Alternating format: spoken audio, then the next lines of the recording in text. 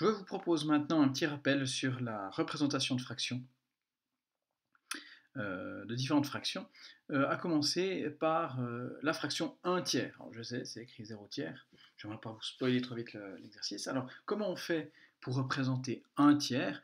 Alors, il faut imaginer, en tout cas c'est comme ça que je le fais, que j'ai un gâteau.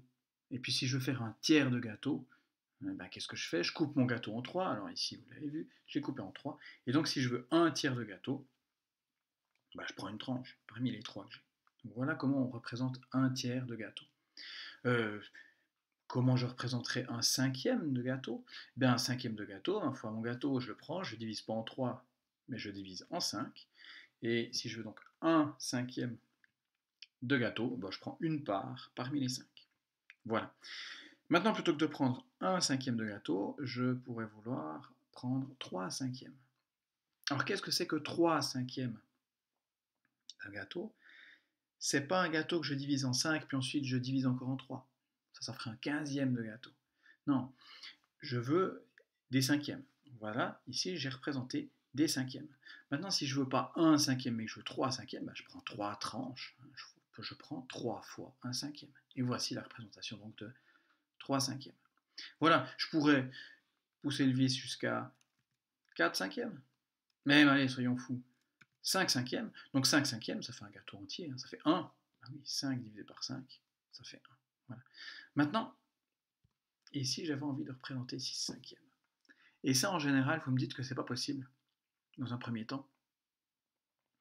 Ça veut rien dire prendre 6 cinquièmes, puisqu'il n'y en a que 5 des cinquièmes. C'est pas tout à fait vrai, parce que si maintenant, vous imaginez que vous avez un gâteau comme ça, une tranche comme ça, un cinquième, c'est bien pour une personne.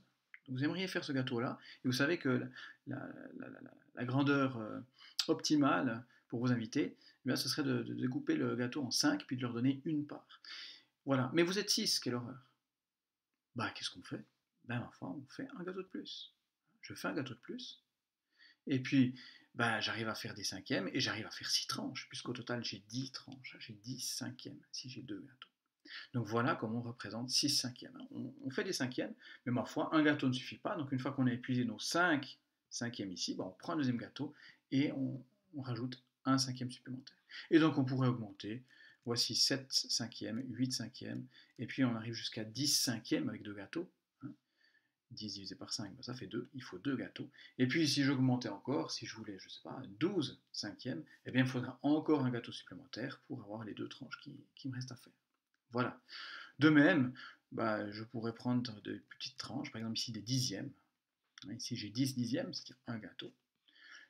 Je peux en prendre moins, évidemment. J'ai toujours besoin que d'un gâteau. Mais je peux aussi en prendre plus.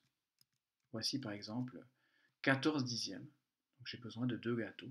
Je vais avoir 10 parts ici, 10 dixièmes ici, et encore 4 dixièmes ici, ce qui donne bien 14 dixièmes. Voilà ce que je pouvais vous dire sur cette représentation graphique par dessin, disons par gâteau, des fractions.